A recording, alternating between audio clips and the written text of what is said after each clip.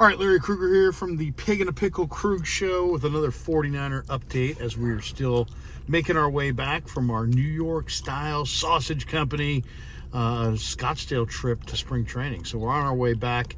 We're now hanging out here in SLO. All right, let's talk about what the Niners did today. Tashaun Gipson has re-signed. It's a one-year deal for Gipson. I love this move for a lot of reasons. He gets 1 year, $2.9 million. He gets $1 million signing bonus. He gets $1.17 million as a base salary. He's got a $2.1 million 2023 cap hit. So it's very reasonable. And if you look at this signing, you know, they brought this guy in last year. He had the same agent as Jimmy Ward, and he stepped into a secondary where everybody kind of knew everybody and really played quality football for the 49ers. He was ranked number one among all safeties in passer rating allowed against him, of course, and number two in the NFL among all safeties in missed tackle rate. So he was very, very dependable. Now, the 49ers aren't done in the secondary. Jimmy Ward's a free agent. Emmanuel Mosley's a free agent. Tarvarius Moore is a free agent as well. So if you really look at this, why do I like this move so much for the 49ers? I really like it because the Niners secondary is almost guaranteed to be incredibly young. I mean, if you think about it, you got Talanoa Hufanga, who's still a very, very young player. You have Diamador Lenore and Ambry Thomas. They're very young corners. Samuel Womack is a very young player himself.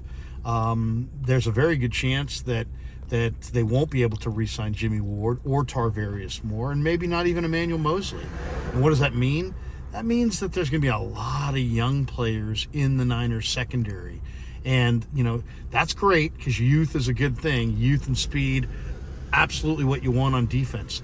But in the middle of the field, you need guys who can think the game, who've been experienced, who can get people lined up correctly, who can direct everybody, who can be key cogs in a room when you're watching film, guys who've seen it before, guys who have been through it before. Tashaun Gipson is now going to be the veteran leader of that secondary.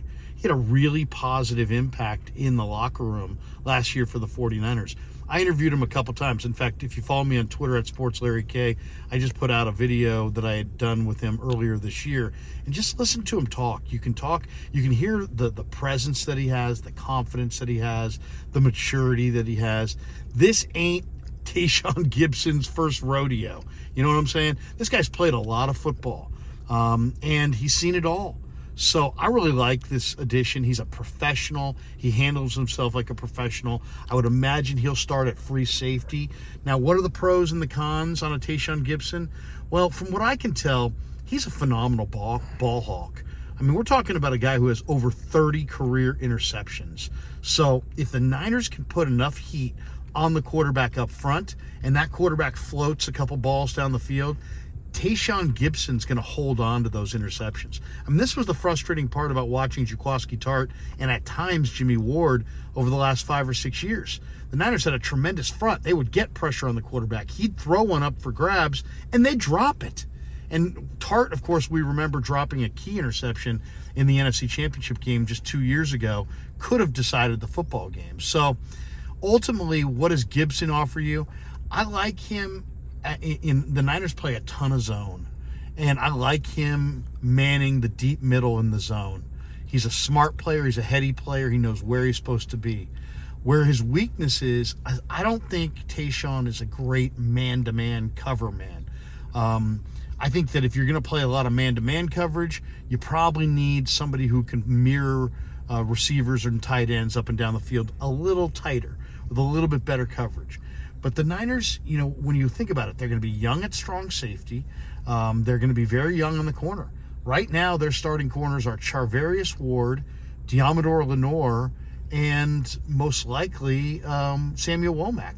So you have two, you know, really young corners among your top three. You've got a really young, strong safety. So what do you need more than anything? You need continuity, a veteran presence, somebody who's been there before, and somebody who fits in the room. Gipson, man, he checks every one of those boxes.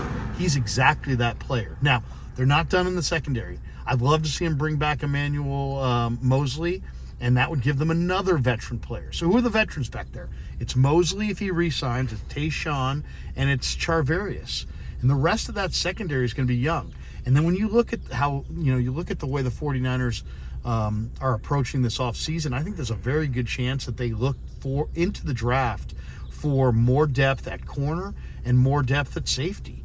And what does that mean? That means that there's going to be a lot of young players playing meaningful snaps for the 49ers in the defensive backfield.